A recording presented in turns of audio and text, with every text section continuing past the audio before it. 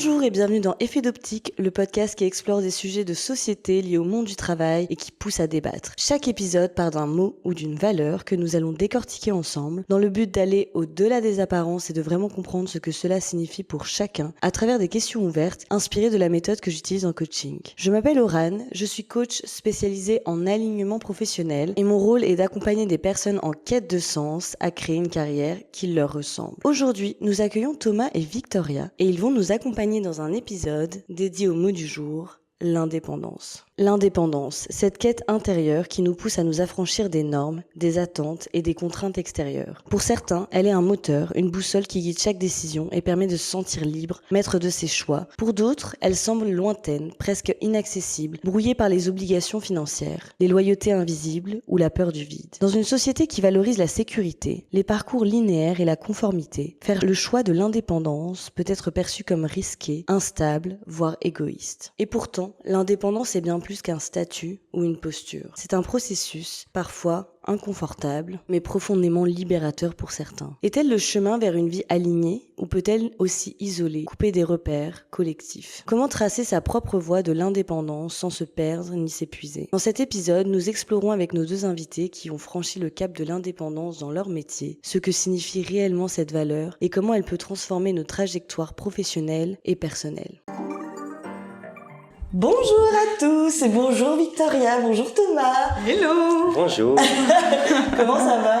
Très bien, et toi? Ouais, ça va, je suis ravie de vous recevoir, c'est la première fois que je fais un podcast avec deux autres personnes, donc c'est cool, franchement je suis trop contente. Bah, nous aussi on est super honorés d'être ici avec toi. Trop bien. Bon, avant de commencer, je rappelle aussi un petit truc parce que bon, ça reste des questions qui sont ouvertes, qui sont inspirées de la méthode que moi-même j'utilise dans le coaching. Donc bon, vous avez déjà vu les questions, mais parfois il y a des choses un peu introspectives, un peu philosophiques. Si vous vous sentez pas à l'aise, n'hésitez pas. Voilà, vous sentez-vous en sécurité. Ok. C'est toujours bon à savoir, je vous préviens. Ouais, ça. Trop cool. Avant de vous présenter, peut-être expliquer un petit peu aux auditeurs quel est votre lien, qui êtes-vous un petit peu. Ben moi je m'appelle Victoria et ça c'est mon frère Thomas. Donc on est frères et sœurs. Trop bien. Et on peut meilleurs amis, on s'entend tellement bien que voilà. Ouais, c'est ce que j'avais cru comprendre. Ouais. Déjà pour bon, on va en parler en détail, mais pour lancer quelque chose ensemble, je pense qu'il faut quand même bien s'entendre. Donc voilà, déjà c'est chouette. Alors ma prochaine question va être du coup, est-ce que vous pouvez chacun vous décrire en un mot? En un mot, moi je suis un peu une personne assez curieuse. J'aime bien découvrir, j'aime bien l'indépendance, j'aime bien apprendre par moi-même. Trop bien. Un peu autodidacte en fait, un peu autonome. J'adore être autonome et faire plein de choses toute seule par moi-même. Ah, trop cool. Ça correspond bien au thème d'aujourd'hui. Bah oui. Trop bien. Parfait, ouais. On trop est vraiment cool. dans le thème. Et toi? Ben moi aussi autodidacte, on a été élevés ensemble, donc on a appris aussi à être autonome ensemble. Ouais. Mais sinon, moi j'aime bien les choses assez carrées. Je suis plus cartésien que ma sœur. Ah, j'avais plus dans la folie. Donc, voilà. Il y a un petit grain de folie, un petit grain de plus cartésien et tout. Exactement, ouais. Bon, au final, ça fait un bon mélange. Bah ouais, on se complète bien finalement. Ouais. C'est clair, j'adore. Trop chouette. Donc, que faites-vous dans la vie professionnelle, un petit peu, pour expliquer? Ben moi, pour ma part, je suis consultant en finance actuellement. Donc pour une boîte et donc je vais chez des clients et on revoit un peu leur méthode de fonctionner. Donc je suis plus axé sur tout ce qui est le département comptabilité et contrôle de gestion. Ok. À côté de ça, je suis aussi en athlète dans un sport assez peu connu, le street workout. Est-ce que tu peux expliquer vite fait ce que c'est, comme ça les gens qui connaissent pas peuvent... Donc en fait c'est un sport assez jeune, assez nouveau, qui se développe de plus en plus, notamment avec le Covid, ça s'est énormément développé. Et donc ça allie la gymnastique avec la musculation au poids du corps. Et donc il y a plusieurs disciplines, mais globalement moi ma discipline c'est vraiment la partie freestyle, donc ça va être faire des balancements autour de la barre, faire des éléments de force, et donc c'est vraiment un aspect gymnastique de rue, disons. Ah, stylé, trop bien, trop cool. Et toi Victoria? Et moi donc je travaille sur les marchés financiers, donc on va dire que je suis tradeuse dans tout ce qui est actions et crypto aussi, et voilà, j'adore ça, c'est vraiment une passion. Et à côté de ça, je fais beaucoup de sport. Je pense que cette famille s'amuse. C'est clair. Franchement, on est dans les mêmes thèmes. J'aime bien pour les deux. Ouais, c'est ça. Et puis aussi, je suis passionnée de céramtique. Donc là, je suis à fond là-dedans et j'apprends encore une fois toute seule. Trop bien. Voilà, c'est pas facile tous les jours, mais avec la persévérance, ça commence à prendre forme. À prendre forme. Oh, c'est cool. Mais tu nous passeras tes infos. Oui, mais toutes les infos, je les mettrai en barre de description. Il faut de la patience. Moi, j'ai essayé, et ça ressemblait pas un peu. Ah ouais, non mais grave, il faut être hyper patient. Moi, c'est un truc, j'ai beaucoup de mal, même si je trouve ça trop stylé. C'est ça. Et en fait, je voulais faire des cours pour faire du tour, tu sais, quand ça tourne. Ouais. Tu vois, parce que tu peux faire aussi à la main, donc du modelage. T'es pas obligé de le faire quand ça tourne. Non, tu peux faire aussi du modelage en fait. Okay. Et donc j'ai fait 1 an de modelage en cours, et puis je voulais faire du tour, apprendre le tour, et en fait tout à Bruxelles était complet. Ah, et ça coûtait super cher aussi. En fait, je me suis dit j'allais acheter en tour, et quand j'ai acheté en tour, le mec m'a dit mais t'es sûr, t'as jamais fait le tour, tu veux vraiment acheter en tour? Et why not? Et j'étais ouais. Il a dit mais franchement t'es motivé hein.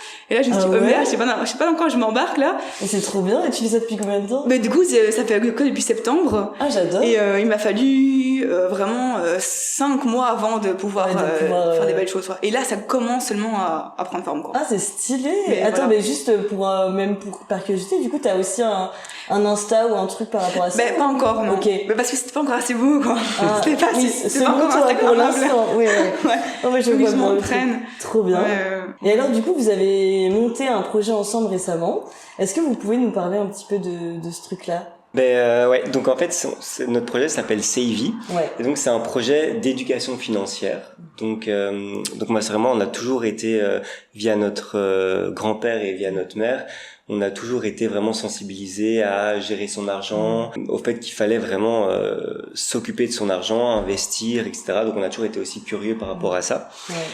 Et le projet vraiment émerge d'un constat de nos proches, de nos amis surtout, vraiment dans le cercle assez proche, qui est que personne en fait s'occupe vraiment de son argent, personne n'investit, mais tout le monde est intéressé et tout le monde est curieux par rapport à ça.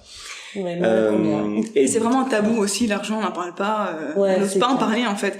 Et donc on s'est rendu compte qu'autour de nous, nos amis nous demandaient toujours mais dans quoi t'investis, comment tu fais et tout.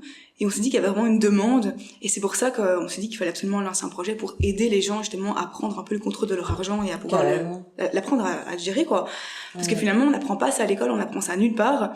Et donc si nos parents ne nous apprennent pas à gérer notre argent, je pense que personne nous l'apprend quoi. Ouais, c'est vrai. Donc c'est compliqué aussi. Enfin ça paraît compliqué mais ça l'est pas. Mais oui, je vois vos petites trucs sur Insta et c'est vrai que ça a pas l'air compliqué. Moi ça me remet dans le truc de me dire ah oui, c'est vrai que finalement c'est bien, c'est important et moi ça me paraît tellement flou dans ma tête et tellement un truc intelligent, tu vois, alors que c'est plus facile je pense que ce que ça n'a l'air en fait. Mais justement c'est ça le constat qu'on a fait, c'est que la plupart des gens en fait juste tout simplement n'osent pas commencer parce qu'ils se disent que il faut directement 10 ou 100 000 euros pour commencer à investir. Il faut être riche pour investir. Et que c'est trop compliqué, qu'il faut être trader ou qu'il faut se connaître des marchés financiers. Alors qu'au final, tout le monde peut commencer, même des étudiants, même des gens qui juste pour essayer déjà, c'est ce qu'on dit toujours, il faut juste commencer, même si t'as 50 euros, essaye et au moins tu vas voir ce que c'est et tu vas et c'est mieux de se planter avec 50 euros que directement avec 10 000 euros. Oui, c'est clair. Et du coup, donc nous c'est ça, c'est dans un premier temps, c'est faire un peu des vidéos surtout sur les réseaux pour montrer aux gens la nécessité de le faire et aussi leur montrer que c'est facile. Et ensuite après, dans un second temps, faire en accompagnement sous forme d'atelier avec quelques personnes pour aller un peu plus loin et pour qu'ils puissent vraiment commencer. Parce que c'est vrai que l'autre constat qu'on avait fait, c'est que oui, les vidéos Insta ou TikTok, tu vois les vidéos, tu dis ah oui, ça serait bien de commencer, etc. Mais au final, tu passes jamais à l'action. Pas vraiment en marche, et tu commences jamais. Et du coup, le fait de proposer un atelier, ça pourrait vraiment enclencher la démarche chez les gens. Et nous, c'est ça notre but, c'est d'enclencher la démarche chez les gens. Peu importe en fonction de leurs objectifs, etc. C'est ça. Il n'y a pas une manière d'investir, chacun a sa propre manière d'investir en fonction de ses propres objectifs. Trop chouette. Et du coup, donc voilà, ça c'est un peu le projet. On vient de commencer en mars. Trop bien. Donc là, on est en train, on est en train de le petit bébé. Exactement. C'est cool. Qu'est-ce qui vous a amené finalement à faire ça en termes de valeur? Est-ce qu'il y a une valeur en particulier qui vous a poussé à lancer ce projet ou même faire les choses que vous faites professionnellement chacun? Je dirais que c'est plus l'indépendance en fait, le fait de pouvoir avoir notre projet, avoir notre mission de vie. Et c'est vraiment ça qui nous a poussé à se lancer vraiment dans l'indépendance. Vous aviez déjà eu le projet de faire quelque chose en commun avant ça ou pas forcément? Non, honnêtement non. Jamais non. Et c'est vraiment, ça a coulé de source, c'était juste naturel quoi. Ouais, vous en avez parlé comme ça et en fait on n'a même pas vraiment parlé. Non, en fait on cherchait tous les deux un peu. Je pense qu'on était tous les deux un peu dans une phase de reconstruction et dans une phase de on cherche un peu notre objectif de vie et ce qu'on veut faire. Et en fait c'était juste sous nos yeux on a toujours été très intéressés par l'investissement. On a toujours été aussi intéressés par partager avec les gens. Ouais, c'est ça. Et en fait, c'était exactement, c'était sous nos yeux et on s'est dit, on va lancer le truc. C'est ça, c'est vrai. En fait, t'étais juste là devant nous et on s'est dit, en fait, on fait ça, c'est notre passion, on adore ça, pourquoi on le ferait pas? Et je pense qu'un peu tout le monde est comme ça, tout le monde cherche un peu sa mission de vie et ses passions, alors qu'au final, il faut juste regarder sous ses yeux. Ouais, c'est exactement. Ça. Bah oui, des fois, on se prend entre la tête, on se dit, je vais choisir quel métier en fonction de quelle mission. Oui, mais en fait, non, va plus à l'essentiel, qu'est-ce qui te drive dans la vie? Qu'est-ce qui te passionne et tout, quoi. Et souvent, c'est devant tes yeux, quoi. Et des fois, on veut trop chercher, genre, midi à 14h, le projet innovant ou l'objet innovant mais en fait des fois il faut juste être juste simple en fait et se dire mais qu'est-ce qui toi t'anime, qu'est-ce que toi t'aimes faire et essayer de le partager quoi. Exactement. Et en plus plus t'es aligné avec ça et plus ça va potentiellement marcher parce que forcément ça te plaît, c'est naturel et voilà. Enfin, franchement c'est trop cool. Et juste commencer et parce que tout métier ou tout peut être peut avoir de l'innovation. Par exemple, juste si tu regardes maintenant sur TikTok, combien de chaînes font des trucs de cuisine ou alors juste mettre des carleurs ou des gens qui sont passionnés par le fromage, qui sont passionnés par le vin. Et sur les réseaux, il y a tout et je dis pas que sur les réseaux, ça peut être lancé en nouveaux concepts ou des nouveaux concepts, il y en a partout et juste par une passion, tu peux développer ta propre vision de cette passion et en faire ton métier. Et il y a pas que, par exemple, si t'aimes le fromage, il y a pas que être fromager. Oui, tu peux faire tellement de trucs différents. Il y a ta propre vision, il y a ta propre personnalité, il y a ta propre manière d'amener les choses. Et en fait, dans tous les cas, ce sera toujours différent, en fait. Ce sera toujours innovant si c'est toi, on est tous. Il faut que tu sois aligné par rapport à ce que tu fais et que tu apportes ta vision. Et après ça roule. C'est ça. Et quand t'es passionné, en fait, je pense que tu peux pas te rater quoi. Non, c'est ça, tu peux pas te rater parce que dans tous les cas t'as aucun regret. Tu sais que c'est ça. Ce que tu fais tu l'aimes donc et tu te forces pas en fait, c'est naturel. C'est tellement kiffant. Je suis d'accord. C'est intéressant cette histoire du coup d'indépendance dans votre projet. Moi la question que je me posais c'est est-ce que avant de lancer votre projet vous aviez le sentiment d'avoir cette indépendance dans vos métiers respectifs? Moi pour l'instant je suis donc indépendante.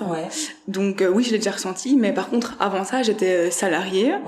Et franchement j'avais de la chance parce que j'étais assez indépendante dans mon travail de salarié. Je faisais vraiment ma vie comme j'avais envie. Très bien. Donc j'ai assez souvent ressenti cette indépendance et c'est vraiment un besoin quoi. En fait moi j'adore être seule et vraiment pour moi c'est pas du tout un problème de travailler seule, d'être seule. C'est juste du plaisir. J'aime bien être toute seule face à moi-même quoi. J'adore ça. Toi aussi? Moi pas tant que ça, donc moi je suis salarié aussi du coup pour l'instant. Je dirais pas du tout que je suis indépendant, donc c'est pour ça que le projet qu'on est en train de développer c'est la touche d'indépendance que j'ai besoin aussi. Mais après moi j'ai beaucoup de liberté aussi dans mon travail. Je dirais pas que je suis indépendant mais plus autonome où voilà on travaille plus chacun sur un client etc. Donc c'est sûr que voilà je suis pas non plus bloqué dans mon travail. Et après avec mon sport là pour le coup je suis très indépendant parce que contrairement à un sport d'équipe c'est un sport vraiment individuel et ça j'aime bien parce que je peux m'entraîner du coup quand je veux où je veux et donc ça procure vraiment une certaine liberté que j'adore vraiment. Trop bien. Et aussi t'as pas de coach qui te dit allez tous les lundis on s'entraîne et donc c'est toi qui dois dire ok maintenant je m'entraîne quoi. Mais ça c'est un choix parce que allez c'est un sport assez nouveau déjà donc moi j'ai commencé il y a 8 ou 9 ans maintenant donc ça fait quand même très longtemps et du coup au début c'était vraiment les prémices du sport donc il y avait rien du tout donc j'ai tout appris moi-même en fait en testant. Il faut tester les méthodes qui fonctionnent sur soi, il faut décortiquer les mouvements et il faut apprendre tout seul. Et donc ça, c'est vraiment une partie que j'adorais aussi. Et donc c'est sûr que je progresse beaucoup plus lentement qu'une personne qui commencerait maintenant, parce qu'il y avait déjà moins de contenu sur les réseaux, il y avait moins de méthodes, on va dire, prouvées. Donc c'était vraiment que de la découverte, ce que j'adorais, mais ce qui m'a pris énormément de temps. Et du coup, donc voilà, ça j'aime vraiment beaucoup cette indépendance dans le sport. Mais ça représente quoi l'indépendance pour vous? Parce que là, vous m'avez parlé de plusieurs choses. Vous m'avez parlé d'autonomie, j'ai entendu le mot liberté. Ça représente quoi concrètement l'indépendance? Pour moi, l'indépendance, c'est vraiment créer quelque chose qui m'appartient, être seule face à moi-même et pouvoir, surtout rythmer ma vie comme je l'ai envie et pas devoir être entre guillemets dictée par quelqu'un ou quelque chose qui fait que je dois faire ça. Et c'est vraiment faire ce que j'ai envie tout le temps, quoi. Genre gérer ma vie moi-même. Si t'as envie de faire un truc demain, si j'ai envie de partir demain en vacances, je peux partir et je peux aussi travailler en ligne, mais faire ce que j'ai envie et pas devoir demander à quelqu'un si je peux prendre congé ou si je peux faire ci ou ça. C'est vraiment de pouvoir me gérer et gérer ma vie, quoi, en fait. C'est ça, gérer ton emploi du temps, gérer ta manière de travailler, sans forcément avoir quelqu'un au-dessus de toi. Toi aussi? Moi, je le verrais moins comme une indépendance de temps ou de juste de pouvoir travailler d'où tu veux, mais je le verrais plus comme le fait de pouvoir faire des choses qui sont alignées avec tes valeurs et qui sont alignées par rapport à ce que t'as vraiment envie. Parce que quand t'es, par exemple, dans mon travail actuel, donc quand t'es dans un CDI ou quand t'es employé par quelqu'un, tu fais pas vraiment les choses en fonction de tes propres valeurs, tu les fais parce que tu dois les faire. Tu les fais en fonction des valeurs de l'entreprise, quoi. En fonction des valeurs de l'entreprise. Et t'essaies de te caler aux valeurs de l'entreprise comme tu peux. Exactement. Et du coup, tu fais pas vraiment ce que tu veux. Et donc pour moi, c'est plus ça que je veux aller chercher, c'est pouvoir vraiment faire des choses qui sont vraiment propres à moi-même et qui sont alignées avec les valeurs que j'ai envie de dégager et de partager avec les gens. C'est intéressant. Moi, ça me parle. C'est tout le cœur de mon métier et en plus, c'est exactement la même raison pour laquelle j'ai choisi de faire ce métier en tant qu'indépendante. Bon, j'ai aussi l'aspect CDI vu que je suis indépendante complémentaire. Mais je rejoins un peu sur l'alignement des valeurs, créer un peu moi j'aime bien cette notion aussi de créativité, de pouvoir vraiment créer mes projets comme je veux. Si demain j'ai une nouvelle idée aussi pareil de pouvoir la mettre en place, j'aime trop. Franchement, j'adore. Mais bon, après c'est quand même à double tranchant parce que t'es 100% responsable de ce que tu fais. Donc il y a toujours le ratio risque. C'est ça. Et ça correspond pas à tout le monde non plus. Exactement. Vraiment. Exactement. Mais t'as des personnes, par exemple, qui viennent me voir en coaching, qui ont besoin de vraiment beaucoup de cadres. C'est ça. Et ça fait partie de leurs valeurs, effectivement, d'avoir quelque chose de très carré, de très cadré, de très structuré. Et donc dans ce cas-là, ces personnes-là vont plus s'orienter vers des métiers un peu plus, on va dire, CDI conventionnel, avec des ordres, des hiérarchies, etc., avec un cadre bien défini, ou alors dans des domaines très définis, très plus, on va dire, techniques, stricts, etc. Donc je pense que ça dépend un petit peu des valeurs de chacun. Mais c'est intéressant. J'aime bien. En quoi c'est important pour vous la notion d'indépendance dans votre travail en soi? Pourquoi c'est important? Le fait aussi de pouvoir gérer son horaire, son planning, et de pas devoir dépendre de quelqu'un, de quelque chose, quoi. C'est vraiment ça. Vous travaillez tous les deux, du coup ça se passe comment là? Parce que vous avez tous les deux besoin d'indépendance. Comment vous faites pour gérer on n'a pas, déjà c'est venu assez naturellement, parce que donc avant en fait de s'appeler Savvy, on peut peut-être expliquer pourquoi notre premier nom. Déjà, ça veut dire quoi? On a fait c'est vrai. Donc déjà en fait au début le tout premier nom de notre projet c'était le Cerf-Volant. Je te laisse expliquer pourquoi. C'est toi qui avais trouvé cette magnifique... Alors, le cerf-volant, déjà, parce qu'en fait, c'est un petit rappel à notre maman qui adore faire du cerf-volant. Et donc, depuis qu'on est tout petit, on faisait du cerf-volant avec elle. Et le cerf-volant, c'est un peu... Il y en a un qui tient les cordes, et puis il y a le vent. Et mon frère, je le voyais plus en mode mon frère, lui, il tient les cordes, il s'assure que tout est bien carré et tout. Il tient. Et puis moi, je suis un peu le vent et je l'emmène un peu avec moi. J'adore. Et lui, il s'assure vraiment que la direction est bien carrée. Et moi, je dis, t'inquiète, on y va, on va voir. Et lui, attends, on vérifie d'abord si on est dans la bonne direction, tu vois. C'est chouette. Elle, c'est un peu plus la folie et moi, je remets les pieds sur terre. Donc c'est pour ça que je trouve qu'on est assez bien complémentaires et on n'a jamais dû vraiment pour l'instant se dispatcher les tâches, etc.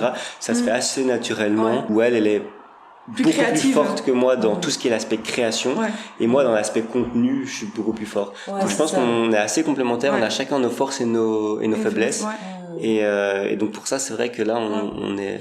Oui, c'est ça. Donc en fait, ça n'entrave pas finalement votre besoin d'indépendance, sachant que vous avez la même vision, quoi. Ouais, et puis parce qu'aussi on est finalement tous les deux autonomes dans ce qu'on fait. C'est ça. Et bien sûr, on poste jamais un truc sur les réseaux, on fait jamais rien sans l'avis de l'autre ou sans l'accord de l'autre.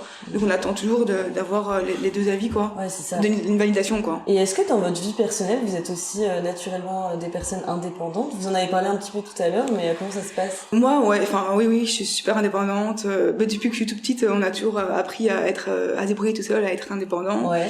Et moi, comme je disais tout à l'heure, j'adore être seule, en fait. Donc j'aime bien passer du temps toute seule, apprendre, découvrir, m'informer. Ouais. Et donc je pense que je passe plus de temps seule qu'entourée. Bien sûr, j'adore être avec mes amis aussi, mon copain. Mais j'aime bien être seule et donc ça, je pense finalement c'est aussi une forme un peu d'indépendance, quoi. Trop cool. Sur ma petite vie aussi. Oui, c'est ça, quoi. Ouais. Trop bien. Toi aussi, c'est comme ça? Ouais, moi aussi j'aime bien être seul, etc. Ouais.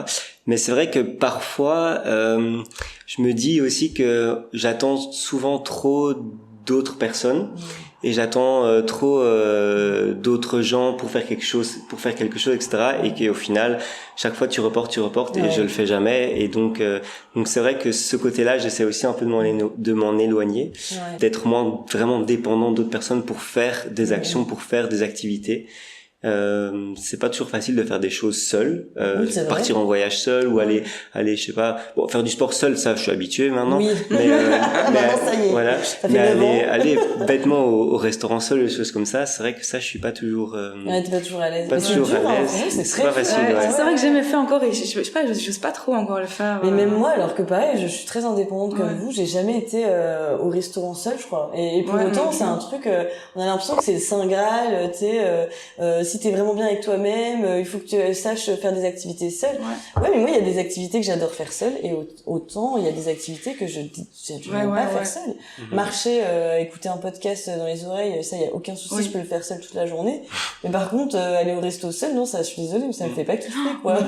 Et juste déjà, quand je suis la première aller au resto, arrive au resto, j'ose pas rentrer si je suis la première. De ouf. J'ose pas rentrer toute seule. Ouais, ça, c'est un truc, je sais pas, c'est peut-être la timidité aussi, je sais pas. Ouais, je pense qu'il y a ouais, peut-être qu'il y a de ça aussi, tu vois. Ça dépend de votre nature. Mais est-ce que vous avez été éduqués comme ça? Parce que tout à l'heure, vous avez dit oui, c'est vrai qu'on a été éduqués pour être naturellement autonome. Est-ce que vous pensez que c'est quelque chose qui est lié à ça? Ou est-ce que c'est vraiment inné chez vous, chez quelqu'un d'autre, par exemple?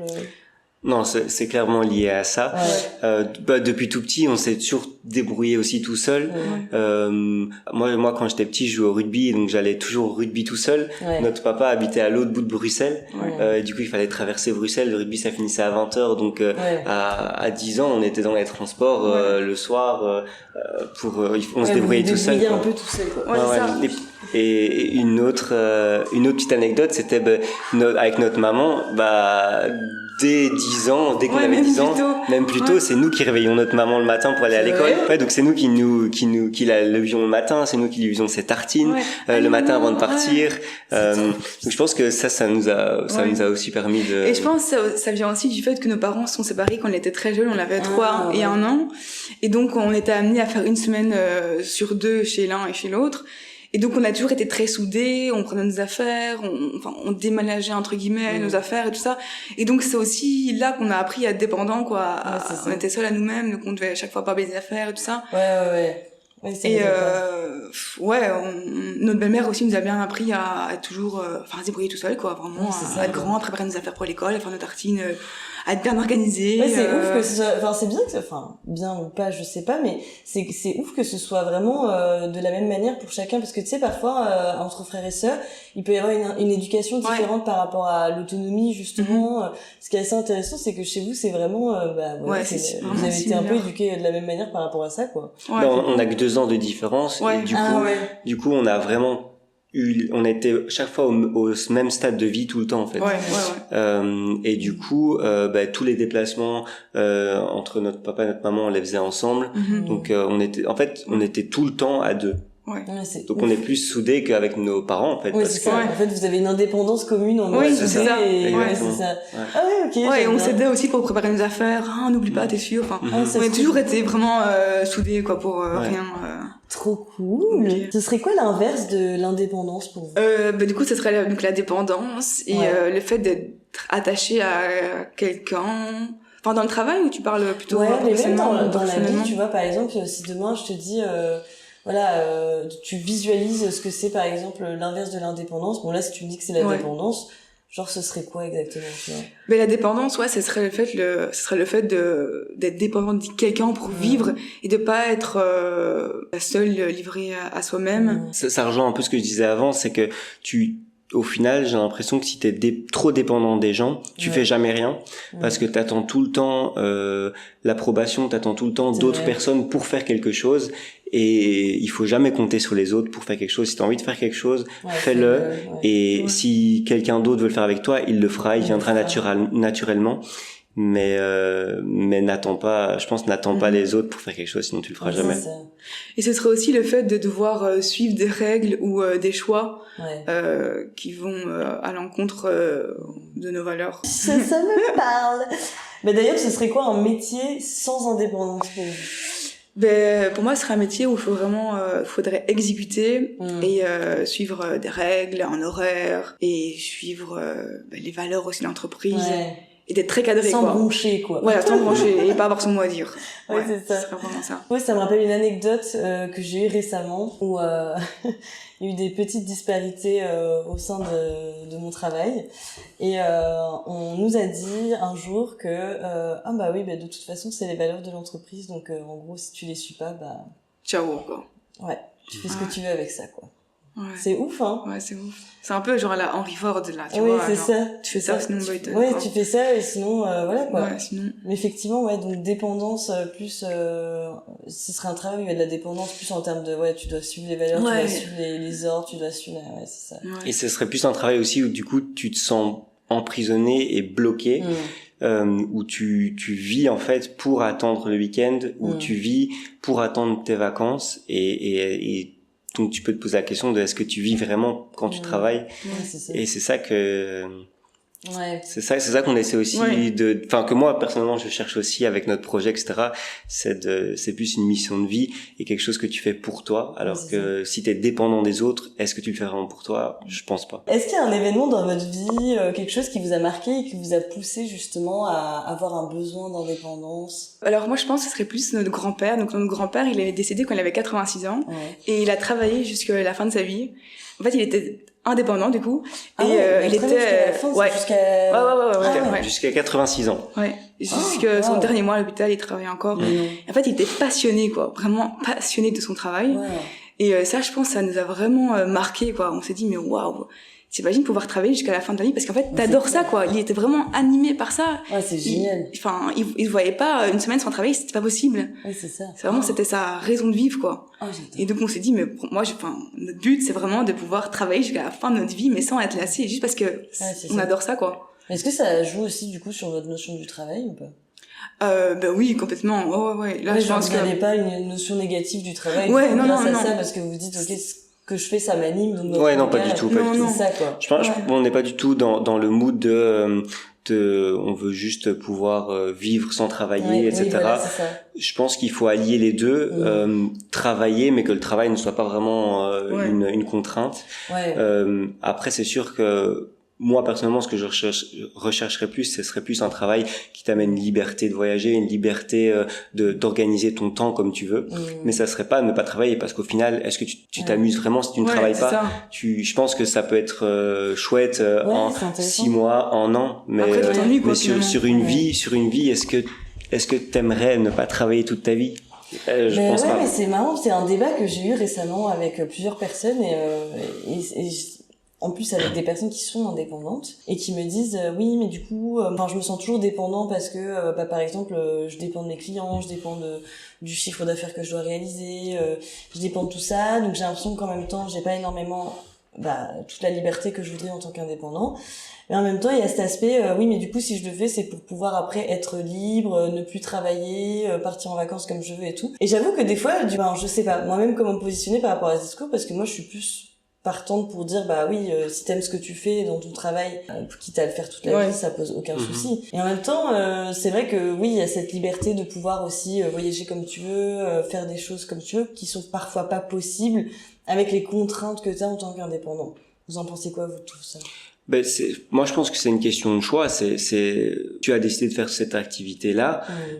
Si elle te limite, etc., et que tu as envie de voyager, que tu as envie d'être plus libre, tu peux refaire une autre activité ou tu peux rechanger. Et puis, tout dépend aussi de qu'est-ce que tu entends par après. Ouais, ça veut dire quand après? Parce que si c'est à la retraite, est-ce que t'as envie, est-ce que t'es prêt maintenant à sacrifier 10 ans de ta vie pour après pouvoir voyager pendant 20 ans? Oui. Mais après, je pense qu'on évolue. Se passer en 10 ans. Oui, c'est ça. C'est ça. Et puis, je pense qu'on évolue beaucoup dans le sens où maintenant, on a tous envie de partir voyager en 6 mois, etc. Mais est-ce que dans 5 ans, on aura toujours envie de partir voyager pendant 5 ans?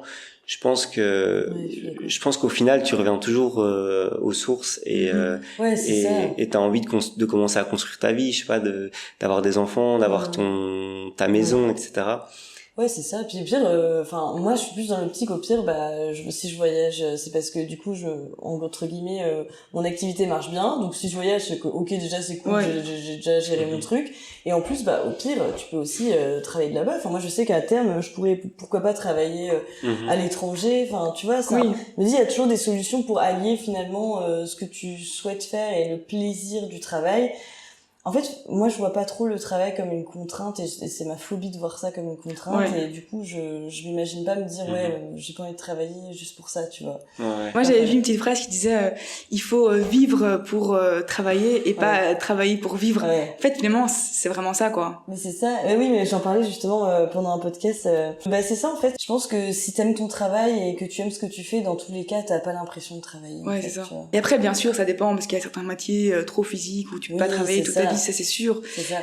Mais voilà, je pense que si t'adores ce que tu fais, c'est pas une contrainte de te lever le matin t'imagines pas et aller travailler, quoi. Quelque chose de dur, la dureté. Oui, voilà. Ouais, c'est ça. Puis après, travailler, c'est sûr que c'est pas toujours facile. Il y aura des périodes ou des moments où ça va être plus dur, où tu pourras pas voyager, où tu vas être plus en contrainte, etc. Mais le tout, je pense, c'est de trouver un équilibre entre des périodes plus dures, des périodes où tu vas être contraint à rester à un endroit, contraint à parler avec certaines personnes, et puis des périodes où tu peux plus alléger, etc. Exactement. Mais je pense que si t'es indépendant et que t'as ta propre activité, je pense que tu devrais quand même pouvoir toujours trouver l'équilibre, ou alors en tout cas adapter ton activité en fonction de tes besoins et de ce que t'as vraiment envie. Exactement, je suis complètement d'accord. Et pour finir sur ta question de ce besoin d'indépendance, moi je pense que les moments où je le ressens le plus, c'est quand je suis en vacances du coup. Quand t'es en vacances à l'étranger et que tu découvres des nouveaux paysages, des nouvelles personnes, etc.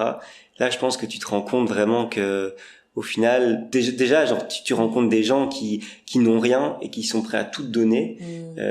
Tu rencontres énormément de belles personnes et tu te rends compte surtout que les problèmes que ta vie, moi par exemple que ma vie en Belgique et que les problèmes que j'ai ici, c'est pas vraiment des problèmes et que tout est superficiel en fait. Et c'est ça et tu découvres des nouveaux endroits et c'est ça qui te donne envie d'avoir plus de liberté pour pouvoir découvrir encore plus d'endroits, encore plus de personnes. Moi, c'est vraiment lors des voyages que je remarque que j'ai besoin d'indépendance. C'est ça. En fait, ça renforce encore plus ce besoin d'indépendance. Ouais, exactement. Ce besoin de voyager un peu, de découvrir le monde et tout. C'est ça. C'est quoi les limites ou les inconvénients de l'indépendance dans vos métiers justement, s'il y en a? Il y a quelque chose de pas facile où il faut vraiment pouvoir se donner un rythme et respecter ses horaires. Et ça, je sais que j'ai pas mal d'amis qui sont indépendants, qui ont pas facile à se réveiller pour travailler ou à se fixer un horaire. Donc ça, il faut vraiment être conscient que t'as pas de boss au-dessus de toi, donc si tu te lèves pas, personne te dira rien. Ça, c'est vrai. Donc il faut vraiment être hyper discipliné, quoi. Et donc ça, c'est vraiment la discipline, quoi. T'es vraiment livré à toi-même. Et du coup, l'autre vraiment inconvénient pour moi, c'est que tu dois assumer 100% des risques. En fait, tu es responsable de tous tes choix.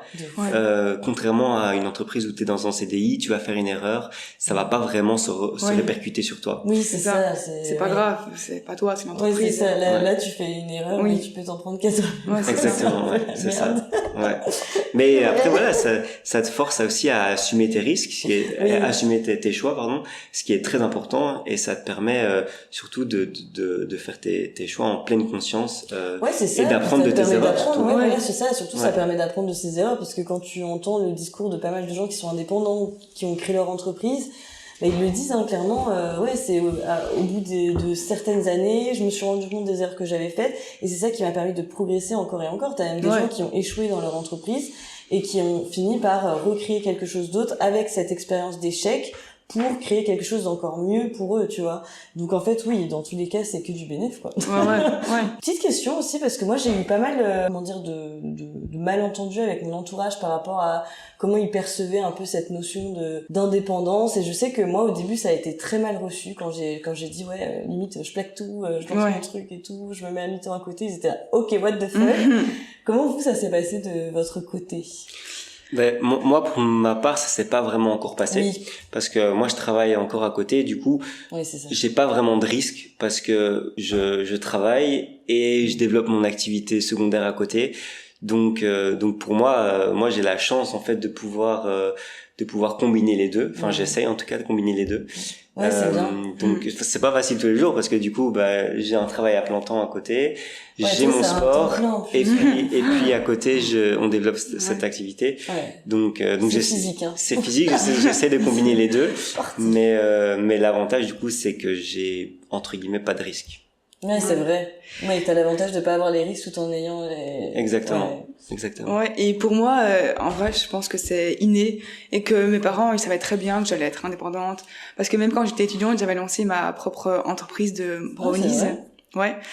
Et donc, ça a toujours été, j'ai toujours été un peu indépendante. Donc, depuis que je suis toute petite, ils savaient très bien que j'allais pas finir dans... Mais t'es sûre? Ça va. Non, franchement, non. Ils sont hyper compréhensibles. Trop bien. Et ils croient en toi. Et ils croient en moi, Ah, ça c'est chouette. Ça c'est chouette, parce que souvent les gens qui disent ça ou qui font des remarques, c'est parce que souvent ils parlent avec la peur, alors qu'en réalité nous on a juste besoin de soutien. Après il y a juste ma mamie qui me disait mais t'es sûre, t'es sûre. Classique. Mais bon, ça c'est une autre génération, ils peuvent pas vraiment comprendre, je pense. Bien sûr, ils comprennent pas pourquoi on pète des câbles. Non, ils comprennent pas. On lance des trucs à droite. Ils comprennent pas cette nouvelle génération qui veut juste faire le propre travail, partir voyager, ça ils comprennent pas. C'est pas grave, on peut pas leur en vouloir. Pas encore, on est sur des bonnes voies, t'inquiète. Comment est-ce que vous gérez les périodes finalement de doute en tant qu'indépendant maintenant? Bon, même si évidemment c'est pas toujours à temps plein que vous êtes indépendant, mais comment vous gérez toutes ces périodes de l'indépendance qui peuvent parfois être compliquées? Déjà, notre force, je pense, c'est qu'on est à deux. Et puis on est à deux et on est soudés parce qu'on est frères et sœurs depuis qu'on est né, en fait. Ah ouais, j'adore. Vous vous connaissez depuis combien de temps? Non, mais je veux dire, on est vraiment très très soudés, et je pense que ça c'est notre force, et ça sera notre force toujours, je pense. C'est vrai, putain, être à deux, c'est une vraie force. Ouais. Et donc on a, et puis après moi pour ma part, je débute, donc j'ai pas eu encore énormément de moments de doute. Mais puis t'as la sécurité aussi à côté d'avoir un autre travail et tout ça. C'est vrai que c'est pas pareil. Mais des fois, moi, à deux, je me dis, c'est vraiment chouette. Franchement, à deux, franchement, c'est une force, parce que quand il y en a un qui est en coup de mou, l'autre va bien, donc on se motive entre nous. Ouais, c'est ça, tu te motives entre eux. Et puis moi, je connais des personnes du coup qui ont lancé leur business en couple, par exemple. Et ils m'ont partagé leur point de vue, c'est hyper intéressant, parce que du coup, justement, déjà, ça renforce les liens avec, par exemple, leurs clients. Ils ont de plus en plus de contacts, de plus en plus d'interactions. Les activités sont un peu scindées, mais du coup, ils peuvent mettre leurs pattes chacun dans leur activité respective tout en créant quelque chose de commun. Donc, ça crée un vrai écosystème, en fait. C'est super intéressant, en fait. Mais ça peut être vraiment, je pense, à double tranchant. Oui. Parce que, moi, si je peux faire le comparatif, de nouveau avec le sport, ma copine, elle fait également le même sport que moi, et donc, on s'entraîne beaucoup ensemble, on fait tous nos déplacements de compétition ensemble, et donc, elle travaille beaucoup, donc elle est kiné, et donc moi je vois ça comme une chance de pouvoir passer du temps au moins avec elle et en faisant cette passion, parce que on se dit souvent que si on avait chacun 2 passions différentes, on se verrait jamais en fait. Oui, c'est vrai. Et du coup, on aime bien ça, mais je peux comprendre certaines personnes aussi qui veulent pouvoir séparer les deux. Ouais, et, c'est vraiment un double tranchant. C'est parce que ça peut faire des frictions entre le couple, et ça peut mener certaines fois à des ruptures. Ouais, à des disputes. Exactement. Ouais, en fait, je trouve que c'est quand même important de scinder un peu les activités, parce que ok, tu crées un truc commun, ça peut être intéressant, mais si tu scindes un peu, bon, ça va, tu te marches pas dessus toute la journée, t'es pas en train de te voir toute la journée, enfin, ça va. Il faut que t'aies à côté, en tout cas, je pense que si t'as un business avec ton conjoint ou ta conjointe, je pense que tu dois à côté avoir tes propres trucs, ton propre sport, ou alors tes propres amis avec qui tu fais tes activités. Mais il faut que t'aies des activités, je pense, en solo, parce que sinon, je pense, sur du long terme, sauf si vous êtes très très très fusionnel, sauf exception, on va dire, mais c'est sinon, compliqué, quoi, c'est compliqué, de se gérer H24. Exactement. Oh, c'est clair. Et comment vous faites, donc du coup, en étant indépendant, mais quand même en co-action, activité, comment vous faites pour finalement gérer un peu la charge mentale, tout lié au fait d'être seul dans les décisions, même si vous êtes à 2. Vous voyez ce que je veux dire? Ben en fait, comme je disais tout à l'heure, c'est que on prend pas une décision sans l'avis de l'autre. Donc on est toujours à 2 à valider la décision qu'on prend. Et puis en général, si moi j'ai une idée, forcément entre guillemets valide, c'est aussi me dire non, c'est pas bon, ça n'est jamais arrivé encore pour l'instant. Mais vous avez des personnes d'externes, je sais pas moi, des mentors, des choses comme ça, ou des patrons, des choses comme ça. Vous avez pas de truc de se dire des fois mais est-ce qu'on a pris la bonne décision, enfin tu vois, est-ce que vous avez besoin ou pas forcément d'un cadre un peu externe? Je pense que peut-être dans un futur, mais que pour l'instant pas, parce que pour l'instant on se dit juste on fonce, on fait. Parce que sinon on fera jamais. J'adore. Non mais c'est ça. Let's do it. Si à un moment donné, c'est vrai que on se disait juste au début, si on se pose trop de questions, on veut que notre vidéo TikTok, ou notre vidéo Insta elle soit parfaite, il faut ce micro là, il faut cette caméra là, etc. Tu commenceras jamais. Et du coup là on s'est juste dit on lance, on fait, et je pense que il faut juste être authentique, et donc on essaie d'être le plus authentique possible, le plus simple possible, et ça marchera ou ça marchera pas, mais en tout cas on aura essayé. C'est ça. Dans tous les cas, vous le faites avec le cœur, vous savez ce qui est bon pour vous, donc vous vous dites ok, pas forcément besoin de l'avis de quelqu'un d'extérieur pour. Mais pour l'instant, mais je pense que à terme, c'est toujours bien d'avoir l'avis de quelqu'un d'autre, de pouvoir, et on a toujours tous nos proches et tout qui nous aident beaucoup, qui nous disent ça c'est bien, moi je ferais plutôt ça comme ça, et on a en fait des avis de plusieurs personnes externes, et je pense que c'est important, surtout dans notre activité qu'on veut faire, de prendre en compte les avis des autres personnes. Et puis en fait il y a jamais de bon moment, c'est comme quand tu veux commencer à investir, il y a pas de bon moment. Le bon moment c'est juste maintenant. Et je vois bien nos vidéos d'il y a 2 mois, celles de maintenant, elles ont quand même bien changé. Et au début, on voulait juste un script parfait, ou une vidéo un peu bien cadrée et tout. Et maintenant, en fait, on a complètement arrêté avec ça, et on fait... on est juste naturel, on se fait comme ça en face cam, et hop, on fait nos vidéos, et puis basta, quoi. Et en fait, les gens aiment bien pour l'instant. Donc... en fait, c'est ça, c'est garder l'authenticité, finalement, ça permet d'être aussi, encore une fois, on parle d'alignement, mais aligné avec vos choix, et de se dire, ok, ce que je fais, ça me paraît bien, parce que ça me paraît authentique pour moi, donc j'ai pas besoin de quelqu'un d'extérieur qui me dise... Et ça, quoi.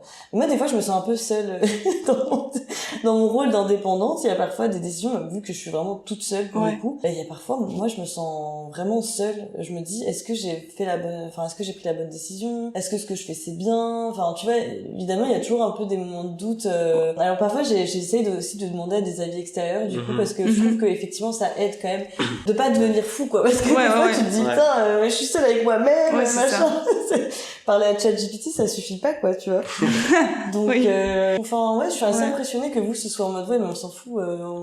Mais après. Notre instinct, machin. C'est ça, mais il y a aussi, bien sûr, des moments de doute où on se dit, t'es sûr, ça va aller et tout. Mais ça, c'est partout, c'est tout le monde la même chose. Et après, pour répondre à ta question, il y a plein de réseaux aussi à Bruxelles qui existent pour justement rejoindre des filles entrepreneuses et tout ça. Et au moins, tu peux te concerter, tu peux poser des questions, et tu te sentiras moins seule, je pense aussi. C'est vrai. Il y a plein de réseaux, vraiment. J'avoue. Oui, j'en ai déjà vu passer quelques-uns en plus, et c'est vrai que ça m'intéresse de plus en plus. Why not? Franchement, mais surtout que moi, dans mon entourage, il y a quasiment personne qui est indépendant, je crois. Donc c'est encore plus compliqué. Oui, c'est ça. Des fois, je me sens seule, quoi. C'est ça. parce que parfois, ceux qui sont pas indépendants, vu qu'ils ont pas ta vision, ils peuvent pas toujours bien comprendre et répondre à tes questions, quoi. C'est ça. Parce qu'ils n'ont pas vécu, en fait, simplement. Exactement. Donc, Mais du coup, je me renseignerai sur les clubs, ça m'intéresse. Et aussi au niveau de nos vidéos, on voit par exemple juste qu'on a des commentaires et que chaque fois les gens sont, enfin, je pense que pour l'instant on a la chance d'avoir que des gens bienveillants, des gens chouette. Soit qui nous posent des questions. Vous avez pas eu de hate? Non, on attire la bienveillance. Franchement, vous avez pas eu votre premier. Non. Et là juste, c'est trop marrant ce qu'il m'a dit, mais j'ai rigolé quand il m'a dit ça. Vas-y. Ce qu'il avait dit encore, si. Je crois qu'il t'avait traité de guignol. Non, pas guignol. Non, il a pas dit ça. Il avait dit. Pendant que tu réfléchis, juste je termine mon anecdote. Donc on a la chance pour l'instant d'avoir que des gens bienveillants, donc soit des gens vraiment super intéressés qui posent des questions super pertinentes, ou alors des gens juste qui nous remercient, nous disent c'est trop cool, j'aime trop votre format, vous expliquez super bien, maintenant je comprends vraiment ce que c'est l'investissement et que c'est pas si dur et qu'il faut pas être ultra intelligent pour le faire. Donc ça te conforte dans l'idée. C'est bien fait, quoi. Et ça nous conforte dans l'idée que nos proches et nos potes ne nous mentent pas en disant que c'est bien, quoi. Parce que même si les potes aussi peuvent vraiment vidéo. T'as regardé la vidéo? Non. Il a même pas liké. Je me souviens ce qu'il avait dit. Il avait dit allez, salut les pigeons, on en reparlera quand vous aurez plus d'argent. Et je sais pas. Et en plus, c'est marrant parce que les autres gens ont commenté pour nous défendre, donc c'était trop bien. Mais je sais pas, ça m'a trop fait rigoler, quoi. Salut les pigeons. Vous vendez rien, donc il n'y avait aucune raison de dire ça. C'est n'importe quoi. Salut les pigeons, ça m'a trop fait rire. C'est pas gentil, je te jure. Pour partir un peu plus sur le sujet sociétal, philo, là on est dans le thème. Qu'est-ce que vous pensez des métiers dans l'indépendance? Pourquoi, selon vous, ça continue de croître? Alors, j'ai pas les chiffres exacts, mais de ce que je remarque en tout cas autour de moi, ou même j'entends de plus en plus parler de ça. Qu'est-ce que vous pensez? Ce serait lié à quoi selon vous? Moi, déjà, je pense qu'il faut tout. Et il faut des métiers où t'es dans l'indépendance et dans l'indépendance. Je pense que chacun doit trouver ce qui lui convient. Moi, par exemple, je sais que tout me convient, du coup c'est pour ça que je fais tout. En fait, voilà. Donc, moi je suis dans la dépendance et dans l'indépendance, donc mais après je pense que ce besoin grandissant, moi je pense qu'il vient des réseaux où tu vois tellement tous les influenceurs qui partent vivre et travailler en digital nomade à Bali. Digital nomade à Bali et voilà. Et je pense que ça vient principalement de là, mais voilà, je pense que ça convient pas à tout le monde et que beaucoup idéalisent ce type de métier.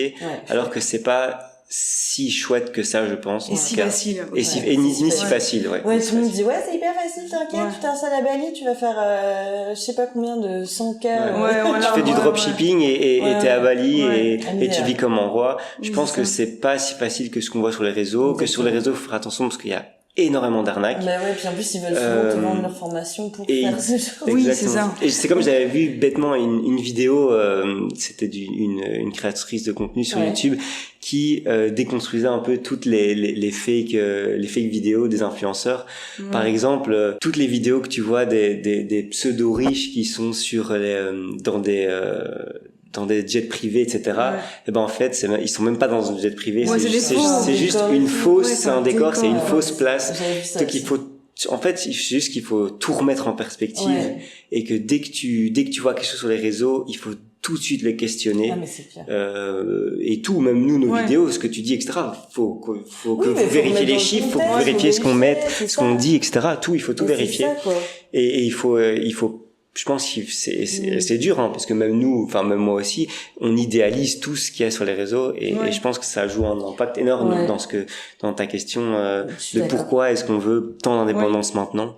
Après, je pense qu'il y a aussi un peu un changement dans la société où notre génération a plus envie de trouver un sens à sa vie.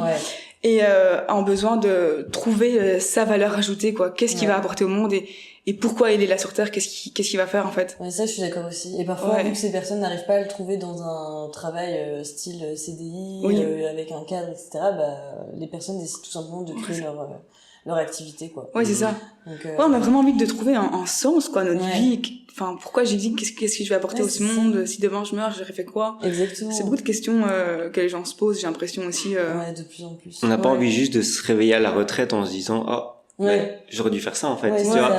Un peu la phrase dans Bref, là, je sais plus c'est quoi, il a voulu s'asseoir 30 secondes et il s'est assis 30 ans, quelque chose comme ça. En vrai, cette phrase, elle résume vraiment tout, elle résume tout et ça te prouve que Je pense qu'en fait, moi, un exercice que j'avais entendu dans un podcast, c'était mets-toi dans ta peau à ta retraite et dis-toi rétroactivement qu'est-ce que tu aurais fait. Et je pense que c'est un super bon exercice pour tout le monde de dire maintenant je suis à la retraite, qu'est-ce que j'aurais envie d'avoir accompli dans ma vie. Exactement. Et par exemple bêtement au niveau du sport, à ta retraite, tu te dis mais avant genre je pouvais courir 10 km facile, mais je le faisais pas, mais pourquoi genre en fait on mesure pas la chance là qu'on a de pouvoir aller marcher 1 heure, aller courir 1 heure, aller faire des tractions, des pompes, on mesure pas la chance les capacités qu'on a actuellement, on les aura pas toute notre vie, tu vois. Ouais, c'est vrai ça. Ouais, et puis en fait de finir ta vie entre guillemets avec des regrets, mais il y a rien de pire quoi. Ouais, c'est ça. De dire putain, j'ai pas fait ça. Oh, j'aurais voulu si j'avais pu. Et puis même tu pourras plus voyager à 60 ans comme tu voyages à 20 ans, c'est plus la même chose, tu voyages plus de la même façon, t'as besoin de plus de confort quand tu vieillis et tout. Et juste il y en a beaucoup qui ont pas envie de se réveiller à la retraite pour vivre, pour commencer à vivre. J'ai l'impression qu'il y en a beaucoup qui se disent mais si j'attends la retraite pour vivre, en fait il me reste plus longtemps quoi. Tu vis plus, c'est ça. Ça veut dire que quoi, pendant 20 ans, encore 30 ans tu vis pas en fait. Nickel. Alors que c'est maintenant ta vie quoi en fait. C'est ça, c'est juste ta vie. Ouais, c'est ça. Je suis complètement d'accord. Est-ce que c'est important pour vous, de manière générale, d'avoir un minimum d'indépendance dans notre travail ? Moi, je pense que c'est super important de pouvoir, dans ton travail, que ce soit salarié, indépendant, de pouvoir quand même avoir ton mot à dire et de pouvoir prendre un minimum de décisions. Même si c'est juste une petite décision, mais de pouvoir te sentir quand même un peu valorisé, quoi, tu vois. C'est ça, d'avoir fait un truc à toi qui t'appartient et d'avoir apporté un peu ta pierre à l'édifice. De te sentir, d'avoir servi à quelque chose, un minimum, tu vois. Ouais, je suis d'accord. Mais pour moi je me répète, mais tu dois vraiment être aligné par rapport à tes valeurs, par rapport à ce que tu fais, et il y a rien de plus satisfaisant quand tu as accompli une action qui est alignée par rapport à ce que tu veux vraiment.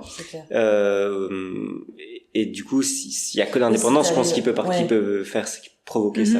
Ouais, je suis d'accord, à moins que tu trouves ça dans un travail et que tu arrives à mettre un peu on va dire tes idées sur la table et tes valeurs sur la table et tout, que tu trouves une équipe par exemple qui est hyper alignée avec ta vision, tes valeurs et tout, why not? Mais sinon effectivement Qu'est-ce que tu pensez du télétravail, pour l'indépendance?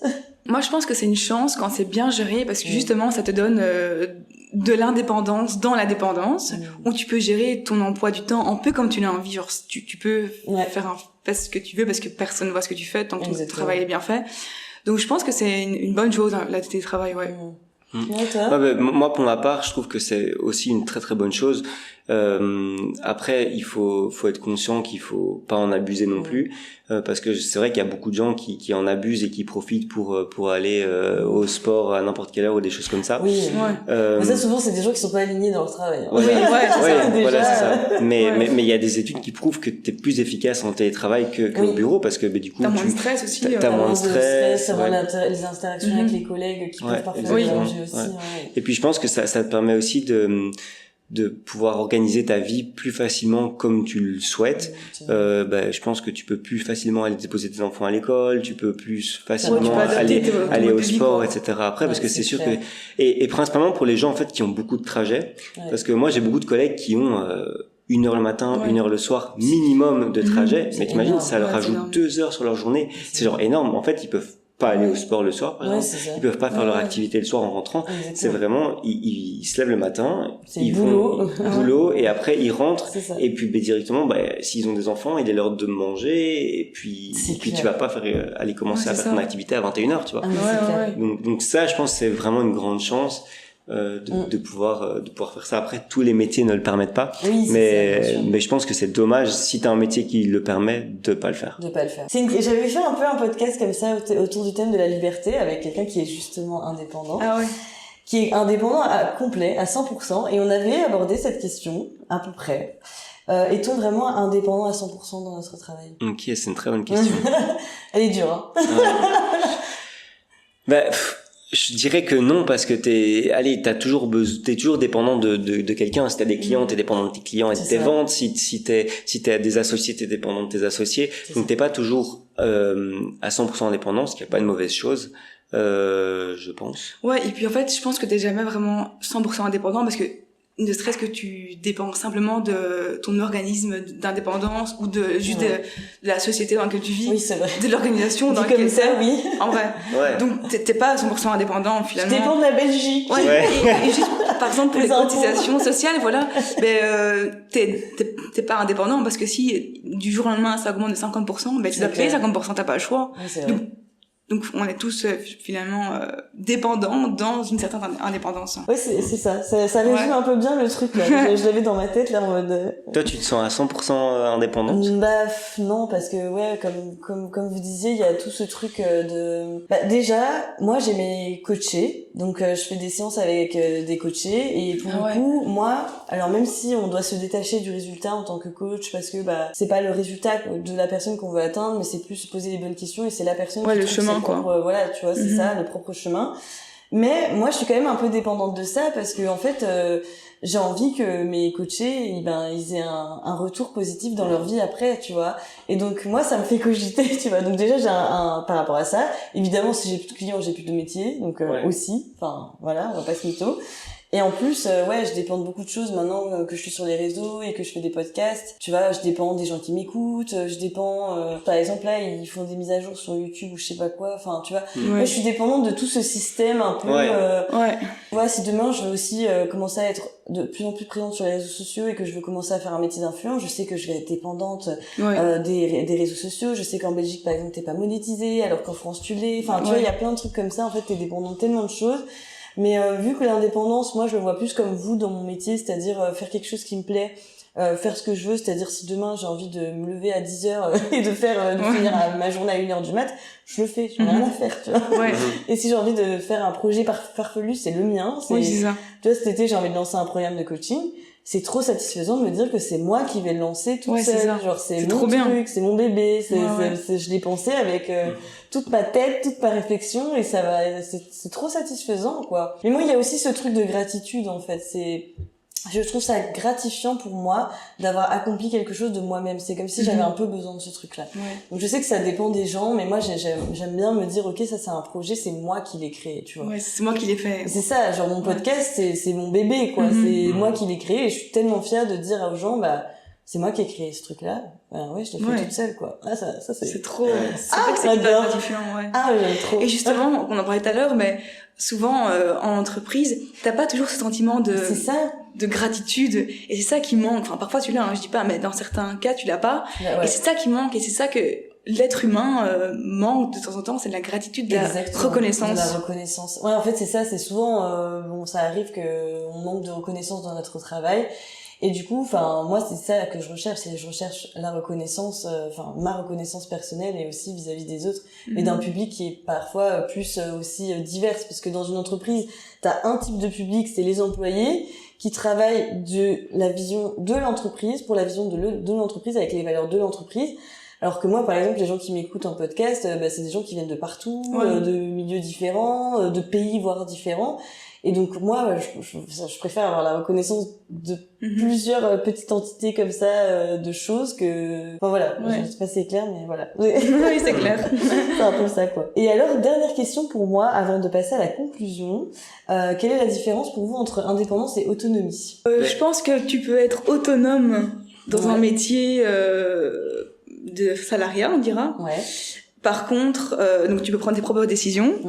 Et t'es pas forcément indépendant, alors que quand t'es indépendant, tu peux ne pas être autonome, dans le sens où tu peux dépendre de quelqu'un qui travaille avec toi, par exemple. Ouais, je vois ce que tu veux dire.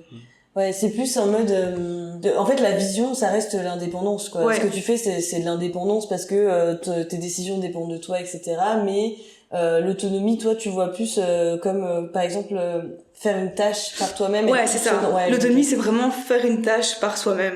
Ouais, c'est ça. Je vois ce que tu veux dire. C'est plus mission et vision. Tandis que l'indépendance, c'est plutôt décider quand et quoi. Qu'est-ce que je vais faire, quoi. Parce que moi, je dirais vraiment que l'indépendance mène à l'autonomie, mais pas forcément l'inverse. Donc c'est sûr que l'autonomie, dans une entreprise où t'as plein de gens autour de toi, où t'es dépendant de tout le monde, tu peux être autonome parce que si t'as une tâche qui t'est assignée à toi-même, à toi, bah tu l'as fait tout seul, bah t'es autonome. Mais t'es pas indépendant. Alors que quand t'es indépendant, bah t'as personne autour de toi forcément, et donc t'es obligé d'être autonome. Donc donc je pense que ça t'oblige d'une certaine manière à devenir autonome. Je pense que c'est plus comme ça. Donc, mais je pense que l'indépendance, c'est vraiment faire ce que tu veux quand tu veux. Ouais, c'est ça. À peu de choses près. Et l'autonomie, c'est pouvoir savoir faire des choses tout seul. Oui, voilà. Moi, j'entends aussi un truc de débrouillardise, tu vois, dans l'autonomie, de se dire, je suis capable de le faire tout seul, mais c'est pas pour autant que c'est de l'indépendance pure et dure, quoi, tu vois. Ouais, je comprends. Eh bien, déjà, merci pour votre petit partage. C'est très sympa. Merci pour l'invitation. Oui, on arrive tout doucement à la conclusion. Alors là, c'est une conclusion un peu coaching. Alors, c'est des questions, un peu coaching que je pose souvent à la fin de mes séances. Mais alors, la première, c'est qu'est-ce que vous retenez de la discussion et de votre vision finalement de l'indépendance ? Mais moi, je trouve que finalement, l'indépendance, c'est pas qu'un statut professionnel, mais c'est vraiment une liberté, une liberté de choisir ce qu'on a envie de faire dans la vie. Ouais, c'est vraiment pas, enfin, c'est un état d'esprit plutôt. Mais c'est pas que un statut, quoi. Parce qu'on peut être hyper indépendant quand on est salarié ou même n'importe quand, quoi. Ouais, complètement. Donc c'est pas que le statut, je suis indépendant ou non. Est-ce que ça a renforcé votre vision de ce que vous vouliez faire? Est-ce que ça vous a convaincu que on est dans le bon chemin? Je pense que de plus en plus on se dit qu'on est vraiment aligné avec nos valeurs, avec notre choix de vie. C'est trop bien. Et que je pense qu'on a trouvé un vrai sens à notre vie là. Et que à partir du moment où on a trouvé ce sens, je pense qu'il y a rien qui peut nous arrêter, quoi. T'es d'accord? Moi je suis complètement d'accord, mais moi je dirais plus qu'il faut juste, enfin moi ce que je retiens vraiment, c'est qu'il faut être aligné avec soi-même, et avec ses envies, avec ce qu'on veut faire, et qu'il faut juste en un moment donné y aller, et il faut pas hésiter. Au pire tu rates et t'apprendras. Vaut mieux avoir un échec plutôt que de rien avoir, en fait. Oui, c'est ça.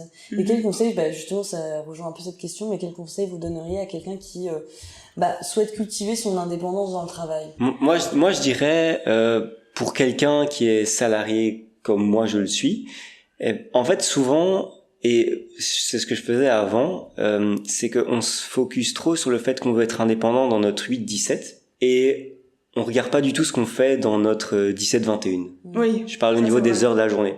Donc en fait, on veut absolument à tout prix être indépendant, faire ce qu'on veut et tout pendant la journée, donc de 8h à 17h. Ouais. Mais après, de 17h à 21h, on est prêt à se mettre dans le canapé, à regarder Netflix et à rien faire. Et à scroller. Et à scroller, etc. Oui, alors que au final, ton 8-17, ton 17-21 peut clairement changer ton 8-17, et ça peut faire la différence. Ouais, c'est vrai. Et moi en fait, c'est ce que je fais actuellement, c'est que mon 8-17 je le travaille, j'aime bien, j'apprends beaucoup de choses, etc. Et peut-être qu'à terme, je sais pas encore pour l'instant, mais peut-être qu'à terme, ce que je fais avec ma sœur à côté, donc mon 17-21, changera mon 8-17. On verra bien. Ça, je sais pas, je peux pas le prédire, tu vois. Aussi, hein. Et même mon week-end aussi, c'est ça. Mais je pense qu'il faut d'abord se focaliser sur le temps qui est disponible avant d'essayer de libérer du temps, en fait. Oui, c'est vrai. Oui. Et puis ça peut être aussi un conseil effectivement aux gens qui veulent tout de suite se lancer à temps plein en indépendant et tout, se dire faut d'abord d'abord réfléchir à ce que tu veux faire vraiment, d'abord voir si ça te plaît, parce que parfois ça te plaît pas. Et effectivement, tu peux déjà commencer sur tes temps libres, hein, tout simplement. Ça te permet de commencer et de limiter les risques, parce que moi c'est pas encore mon cas, mais pour des gens qui ont une famille avec des enfants, qui ont des crédits à payer, des choses comme ça, c'est sûr que c'est un facteur ultra limitant pour se lancer en tant qu'indépendant, etc. Et donc après, je dis pas que chacun doit adapter en fonction de sa situation, mais qu'en général, je dis juste qu'en général, il faut d'abord regarder ce qu'on fait après le travail et d'essayer d'optimiser ce temps-là et ce qu'on fait le week-end et mettre les priorités. Oui, le week-end, t'iras peut-être moins en resto, t'iras peut-être moins en week-end avec tes amis, etc. Et il faut être prêt à sacrifier un peu de temps au début, les week-ends et les soirs, pour lancer ton activité. Mais voilà, si tu veux vraiment changer ton 8-17, bah faut être prêt à sacrifier d'abord le reste du temps, quoi. Puis il y a aussi un truc, tu vois, par rapport aux gens qui sont pas forcément alignés dans leur vie professionnelle, il y a un truc de le week-end ou les soirs, comme tu dis, t'as tendance à rien faire, t'as tendance à scroller ou à sortir, faire des trucs qui sont pas forcément, toujours bénéfiques, c'est pas forcément ce que t'as envie de faire, mais tu le fais juste pour te dire, ok, je me décharge de ma journée, c'est pour un peu oublier, quoi. Pour un peu oublier, c'est ça, en mode, bon allez hop, ma journée c'était de la merde, je fais ça. Alors qu'en réalité, si t'aimes vraiment ce que tu fais, comme tu dis, tu peux y passer du temps le soir. Moi, des fois, ça m'arrive, ça me pose aucun souci, tellement j'aime ça. Ou même le week-end, là, on est samedi, je travaille pas pour moi, là, tu vois. Et donc, je suis d'accord. Il y a déjà ce facteur-là à prendre en compte. Il y a votre journée, ensuite, il y a ce qui se passe après, il y a le week-end. Et après, les vacances aussi. Et les vacances. Et voilà, c'est ça. Et après, tu vois ce que tu fais, quoi. Merci beaucoup. Merci à toi. Je suis trop contente. C'était trop bien. Plaisir. J'espère que vous allez kiffer. Ça nous a fait aussi une petite séance d'introspection, une petite thérapie, en fait. C'est le but. Trop bien. Comme ça, vous êtes sûr que tout va bien et que vous pouvez monter votre projet ensemble. Il n'y a pas de souci, quoi. Et vous aussi, chers auditeurs, si ce sujet vous parle et que vous ressentez finalement un besoin d'indépendance ou tout simplement que vous souhaitez être beaucoup plus aligné dans votre vie professionnelle, c'est quelque chose sur lequel moi je travaille en coaching. N'hésitez pas à me contacter. Mon adresse mail est dans la description du podcast comme toujours. Je vous mets aussi toutes les informations évidemment en description. Donc si vous êtes intéressé par Savvy Mind, je dis bien. C'est ça. Par Savvy Mind ou vos autres projets si vous en avez, etc. Je peux vous partager votre Insta. Et d'ailleurs, on n'a pas dit ça veut dire quoi Savvy, mais c'est astucieux en anglais si jamais. Donc l'investissement astucieux. J'adore. Astucieux. Et save aussi le mot saving en anglais qui est épargné. Ah purée, je l'avais même pas. C'est un mix des deux. Ah, je suis trop con. Ok. Donc si jamais vous vous intéressez ou vous voulez vous intéresser à l'investissement, vous pouvez aller voir nos vidéos, principalement sur TikTok et Instagram. Sur TikTok et Insta. Et si vous êtes intéressé par avoir un accompagnement un peu plus poussé ou par juste si vous voulez plus comprendre l'investissement, pourquoi est-ce qu'il faut se préoccuper de son argent, reprendre son argent en main, etc. Vous pouvez participer à nos ateliers qu'on organise. Vous trouverez tous les liens en description ou sur nos réseaux, également. Et vous pouvez aussi, on mettra un numéro de téléphone si jamais vous avez besoin de plus d'informations. On est bien sûr à l'écoute parce que c'est pas toujours facile de se lancer dans quelque chose qu'on connaît pas. Ça c'est clair. Et donc on est prêt à, on explique tranquille. Mais c'est clair. Et puis partagez aussi vos expériences en commentaire. Si vous avez des questions, n'hésitez pas à leur poser. Vraiment, n'hésitez pas. L'espace commentaire, on est là. Vraiment. Mais merci d'avoir écouté Effet d'optique et nous on se retrouve mardi prochain pour un prochain épisode.